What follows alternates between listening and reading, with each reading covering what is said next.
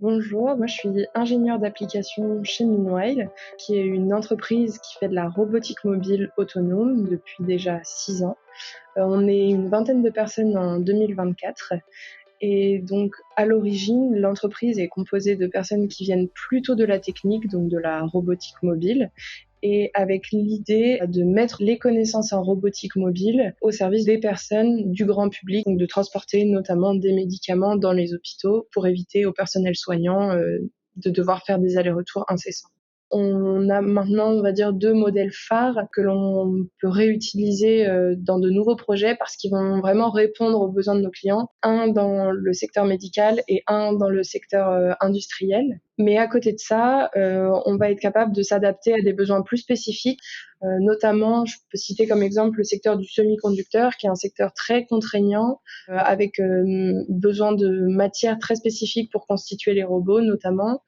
L'ingénieur d'application, c'est la personne qui va notamment faire la mise en service chez le client. Ça implique un déplacement dans l'environnement du client directement, dans l'usine ou dans l'hôpital selon. Et pendant 2 semaines, on va être sur place. On va déjà tout d'abord installer le robot, donc faire sa cartographie, c'est-à-dire reconnaître les lieux, hein. Et ensuite, voilà, une fois que c'est en place, beaucoup d'observations, de communication avec le client pour adapter au mieux la solution aux habitudes en fait des utilisateurs et leur rendre le fonctionnement du robot le plus transparent et le plus adapté possible. On va également avoir une partie de formation des utilisateurs, hein, puisque ce ne sont pas des personnes qui sont forcément formées en robotique. Et donc l'idée, ça va être de les former, leur expliquer comment ça va se passer quand le robot sera dans leur environnement, ce qu'ils auront à faire ou pas. Beaucoup de pédagogie vis-à-vis des utilisateurs.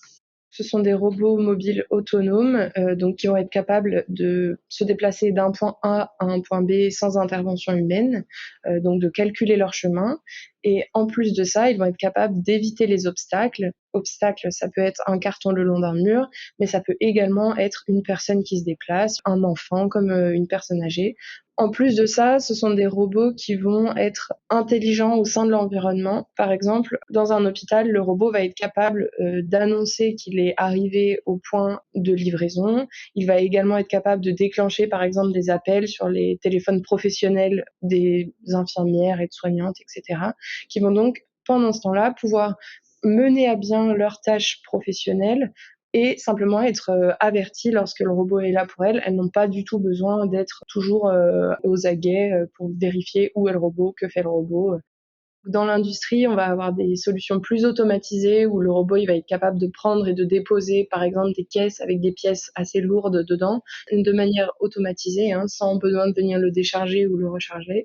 Il va être capable de, par exemple, recevoir des ordres de mission de la part du SI de l'usine, où il va être capable de communiquer avec des postes fixes en disant voilà, ici il y a une caisse qui se trouve, tu peux venir la chercher, ou ici un emplacement est vide, tu vas pouvoir venir la déposer. Et donc, en tant qu'ingénieur d'application, pour mener ça à bien, je vais participer au projet en amont pour bien avoir en tête chaque spécificité du projet et chaque élément et pouvoir les mettre en place au mieux pendant la mise en service. J'ai fait une formation dans une école d'ingénieur généraliste tout d'abord, et je me suis spécialisée en robotique en dernière année. J'ai fait mon stage de fin d'études chez Meanwhile, qui s'est donc très bien passé, et d'un commun accord, on a décidé que je reste, et donc ça fait 2 ans.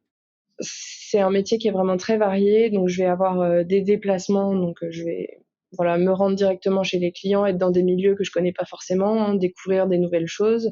Je vais également pouvoir appliquer plusieurs aspects de ma formation en robotique, que ce soit de l'informatique ou de la mécanique. Et puis il y a aussi un côté relations humaines avec le client, comme je le disais, pédagogie, aussi voilà, compréhension du client. Et voilà, c'est très concret en fait, c'est très appliqué, tout en gardant une base théorique quand même, on va dire mathématique assez forte.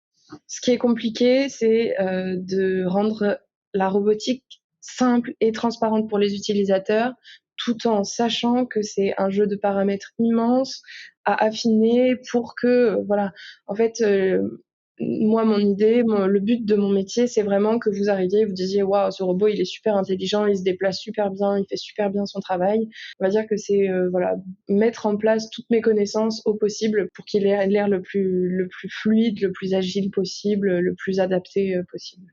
Je suis quand même très fière de travailler dans la technique, parce que c'est quelque chose qui m'a toujours plu et je suis très fière des valeurs, de l'entreprise que je peux mettre, en œuvre au quotidien. Donc voilà, vraiment venir et aider les personnes, en utilisant, la robotique. Merci à vous.